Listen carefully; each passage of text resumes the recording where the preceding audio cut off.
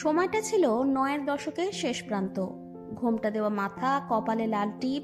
সে সময়ের ভালো মেয়ে আর ভালো বউ হওয়ার প্রতিযোগিতায় একে একে নাম লিখিয়েছিলেন বঙ্গনারীরা। ঠিক সেই সময়ই চলচ্চিত্র জগতে প্রবেশ করেন জুন। ছিপছিপে গড়ন শরীর ভাষায় পর্দায় ঝড় তোলা এই অভিনেত্রী কখনো দাদুর বখাটে নাতনি, আবার কখনো মধ্যবিত্তের কল্পনায় রূপকথার নায়িকা হয়ে দর্শকদের মন জয় করেছিলেন। তিনি জুন দুবে। হ্যাঁ, পদবীতে কোথাও ভুল নেই। বাবার শিকড় এলাহাবাদে, মা বাঙালি। জন্মসূত্রে তিনি দুবে, যদিও বাংলা তাকে চেনে জুন মালিয়া হিসেবেই। পিসির বাড়িতে বেড়াতে গিয়ে প্রথম প্রেমে পড়েন তিনি। সেই প্রেমের সঙ্গী ছিলেন সঞ্জীব মালিয়া। একদিন কলকাতার এক পাবে দেখা হলে প্রেম প্রকাশ্যে আসে।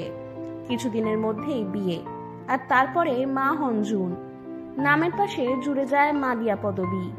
তবে সংসারের গণ্ডি তার শখ আহ্লাদ কেড়ে নেয়। নাচের প্রতি প্যাশনও থেমে যায়।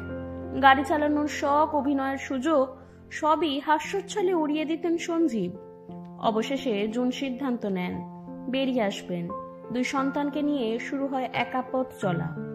অসংখ্য বাধা পেরিয়ে নিজের জায়গা তৈরি করেন। ছোট পর্দায় প্রথম কাজ করেন তৃষ্ণা সিরিয়ালে। এরপর নীল নির্জনে, 3 ইয়ারি কথা, হঠাৎ বৃষ্টি, পদক্ষেপ, 22 শ্রাবণ একাধিক সিনেমায় কাজ করেন তিনি।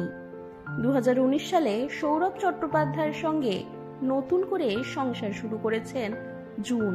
আজ 50 পেরিয়ে জীবনের নতুন অধ্যায়ে প্রতিষ্ঠিত এক অভিনেত্রী তিনি।